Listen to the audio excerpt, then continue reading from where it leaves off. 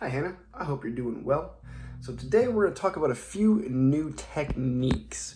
And the first part of this new technique is going to be applying a pick. I know we've been playing a lot with our fingers, but we're going to look at some different songs in the next couple of weeks here that are really more pertaining to a guitar style playing on the bass. And we're going to be using a pick.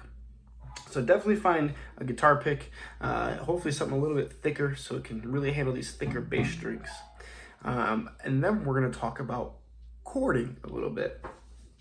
Talked about chording before, but we're going to simplify it a little bit for now. So the main parts that you got to kind of look at here with chording, you got to remember everything kind of transfers over from the guitar that you've learned pretty smoothly onto the bass.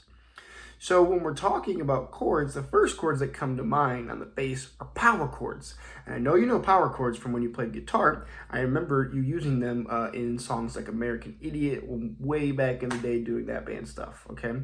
So power chords are still applicable on the bass. So for instance, if we wanted to make an A power chord, we could come to the 5th fret of the E string with our first finger, and either with our pinky or our ring finger, whatever's more comfortable, hitting the 7th fret of the A. Now typically something that I do when I make a power chord on the bass is I use my first finger here to really bar the rest of the strings, but not to bar to play them, not like that, but I'm only pressing on the first one, and then the rest of them are just barely being touched by it. And that provides a mute as I move down those strings. You can't really hear them, right? So this way, I can kind of do some whole strumming on it, okay? So, like I said, A chord right here on the 5 of the E and 7 of the A, okay? A right there. We can make a G chord by doing the exact same thing, a G power chord, by going down to the 3rd fret on the E and 5th fret on the A. Likewise, we can move this whole power chord thing around. We can put it on the 5th fret of the A and 7th fret of the D to get a D chord. Likewise, if we scoot that back to the 3rd fret, we can get a C coming out of that. So, something to remember is that the power chords that we've learned were kind of shortened versions for other chords. We kind of make these extended bar chords, or extended power chords, but they're kind of like half bar chords. So the way we can look at them is now instead of just playing it with the 2 strings, we can add a 3rd in. So on our A, all we got to do is shift that pinky down to the D, add the ring finger back where that pinky was, and have our root note there. Okay, so A, you can make it down to a G, come up to the D and do the same thing as well, and go down to the C.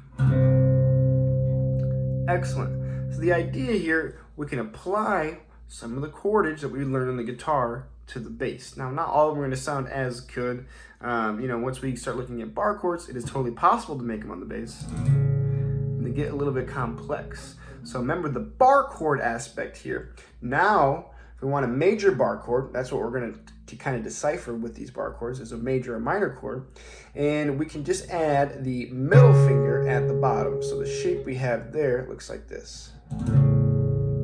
Right, major chord. And then if we wanted to, we could pick up the middle finger and the bar would be catching that note right there for a minor chord. A major, A minor. Let's take a look at G now. G major, G minor. Now we can't really do a major or minor, so to speak, out of this shape down here. We're kind of limited, we run out of string space. There is other ways to make these. We'll talk about those next week when we're in person together. But now what I want to shift focus on, because we're going to be learning a song that incorporates a little bit of the pick playing and a little bit of those power chords. And the song that we're going to be learning is called Ace of Spades. This is by Motorhead. Lemmy Kilmister is the bass player and singer for Motorhead. If you're not familiar with the song, if you're not familiar with them, definitely check them out. As a bass player, Lemmy was probably one of the most revered and legendary guys out there. Much more from his bass playing. He was known as a crazy, crazy fella. But a very renowned bass player who kind of took playing bass to a whole new level, especially with the pick. He played it more like a guitar than a bass. And what I mean by that is he typically threw in a lot of distortion to his bass. He used a Marshall, I believe it was a 2x12, meaning there's 12 speakers in it. And, a 6x12. And these were really, really big amps. Really loud, and like I said, pumped a lot of distortion through them. So we're going to talk about the song Ace of Spades. You probably have heard it once before, but it's going to really utilize our picking and a little bit of the chording here. So the song's going to start off with the riff coming in really distorted. I'm not going to play it distorted for now, but you're going to come to the 7th fret, and the song is originally in a dropped tuning, but I'm going to send you a YouTube link to one that's in standard so we can use the tabs just normally. So we're starting here on the 7th fret, and as we get going, it's down,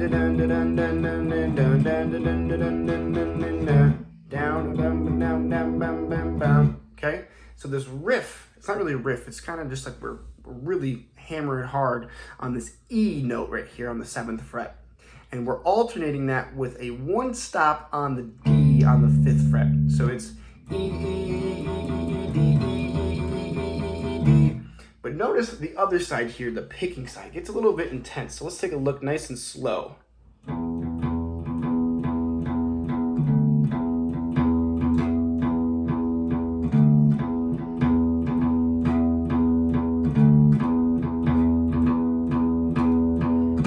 Okay, so that's what it sounds like, nice and slow. But again, the song's very fast, you can speed it up. So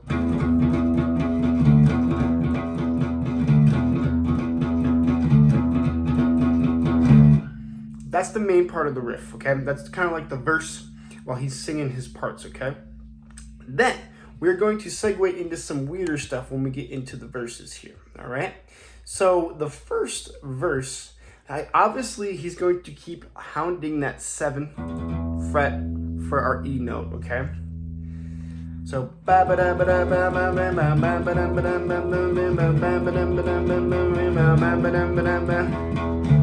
okay, and then from here we're going to go to our first power chord, and that's in the second verse, or in the first verse, I'm sorry, and we're going to go to the 5-7 on the D string and the G string, okay, just like that. And you can play it the same way,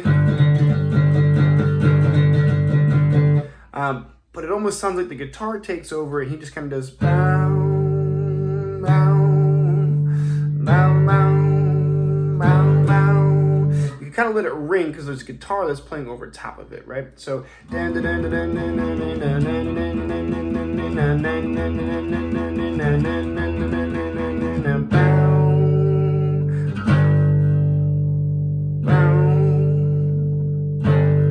okay, and then now we're going back to that 7.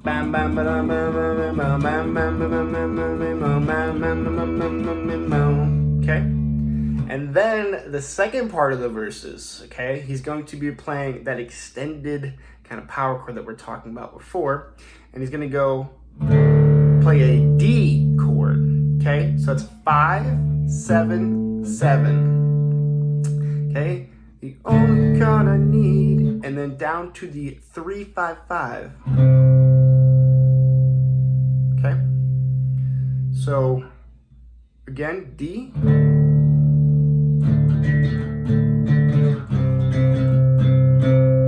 And then back into your bam bam bam bam bam bam bam. Okay?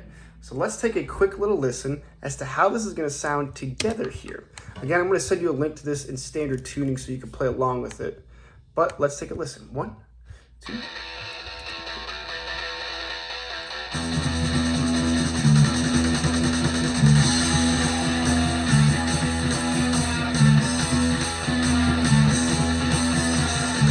Okay, so here's our first high note.